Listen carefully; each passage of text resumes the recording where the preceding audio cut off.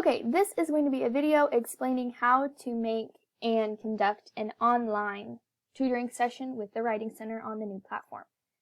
So I'm going to select the time that I want. Remember, it has to be a white box. The gray boxes won't allow you to make an appointment. You'll have your time, and then you'll need to select either e-tutoring or online. There's a different video for e-tutoring, so I'm going to select online right here. And then you're going to fill this out for your course, just like you normally would. This is all the same. None of these questions have changed if you've been to the Writing Center before. So once this is all uploaded, or you filled out all of this, you have the option to upload some documents, but you really don't need to for the online. This is more for the e-tutoring section. When you open your online tutoring session, that's when you'll upload your document. So you really don't need to upload anything ahead of time. So I'm just going to click Create Appointment. Appointment made successfully. Awesome. I don't need to refresh my pages right there. So then you'll just need to come back to the My WCOnline page when you're ready to have the appointment. Once your time comes, you will open it up. You will click your dot, and then you'll click this Start or Join Online Consultation. Okay, so then I'm just going to click. It's going to open it up in a new page. And there's a chance that your consultant may not be logged in yet, but you can just hang out and wait for them until they are. But my consultant is there. All right. So, you probably can't hear her because I have her in my headphones. So then what you're going to do is import, export. You're going to click this box up here, choose file.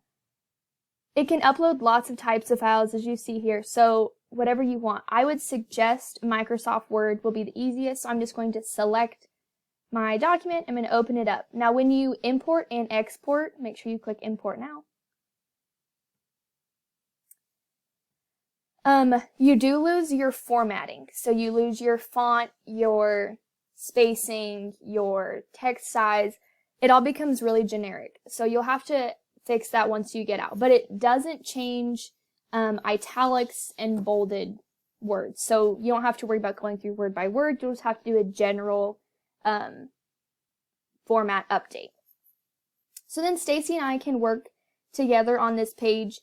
She can highlight things to me and I can highlight things to her. So if I highlight this, and what I would say is you have to bold it so that she can see it. So it should bold on her page so she can see exactly what I'm talking about. And then I can unbold it.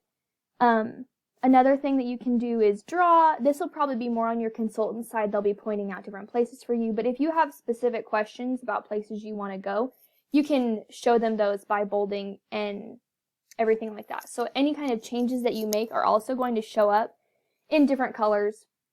Your changes and your consultant's changes will show up in different colors. So that's how the actual document, like working through it, that is going to go. Another feature that we have is this instant chat feature.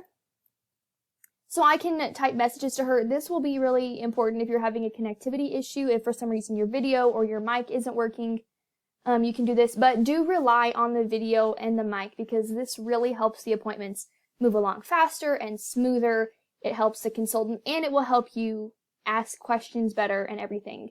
So this chat feature is going to be really helpful if you're having an issue connecting, but once you get connected, rely on the video and the chat feature.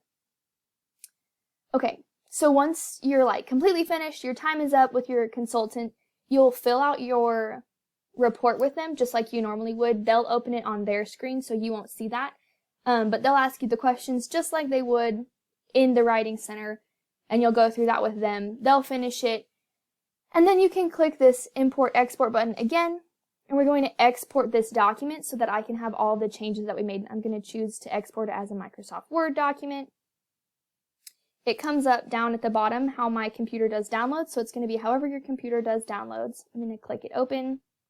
And I'm going to let you guys see how this is going to look when you export it. And it should have those changes there.